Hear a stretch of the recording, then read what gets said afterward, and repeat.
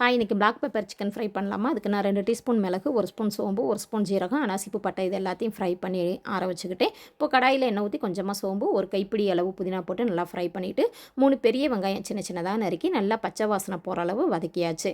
இப்போ 2 டீஸ்பூன் இஞ்சி பூண்டு பேஸ்ட்டை ஆட் பண்ணி வதக்கிட்டு நல்லா பழுத்த தக்காளி 2 தக்காளி பேஸ்ட் பண்ணி அதையும் ஆட் பண்ணி தேவையான அளவு உப்பு போட்டாச்சு. பச்சை வாசனை போனதுமேவும் 2 டீஸ்பூன் மல்லித்தூள், 1 ஸ்பூன் வரமிளகாய், 1 ஸ்பூன் கரம் மசாலா எல்லாம் ஆட் பண்ணி நல்லா வதக்கினதுமேவும் நம்ம வச்சுருக்க சிக்கனையும் ஆட் பண்ணி ஒரு 1/4 டம்ளர் மட்டும் தண்ணி ஊற்றி ஒரு 20 நிமிஷமாக சிம்மில் வச்சு வேக வச்சுக்கோங்க. இப்போ சிக்கன் ரெடி ஆயிடுச்சு. நம்ம ஃப்ரை பண்ணி வச்சுருந்ததை பவுட்ரு பண்ணி நான் 2 டீஸ்பூன் ஆட் பண்ணிக்கிட்டேன். நீங்கள் தேவைன்னா ஆட் பண்ணிக்கோங்க. அவ்வளோதாங்க. 1 ஸ்பூன் சில்லி சாஸ் ஆட் பண்ணேன். இது ஆப்ஷன் மட்டும்தான். ஃபைனலாக கொத்தமல்லி இலை தூவி ஃப்ளேவருக்கு பச்சை வெங்காயம், அரை வெங்காயம், 2 சில்லி எல்லாம் ஆட் பண்ணி இப்போ சூப்பராக black pepper chicken fry ready ஆயிடுச்சு. நீங்களும் ட்ரை பண்ணி பாருங்கள். கமெண்டில் சொல்லுங்கள். தேங்க்யூ ஃபார் வாட்சிங்.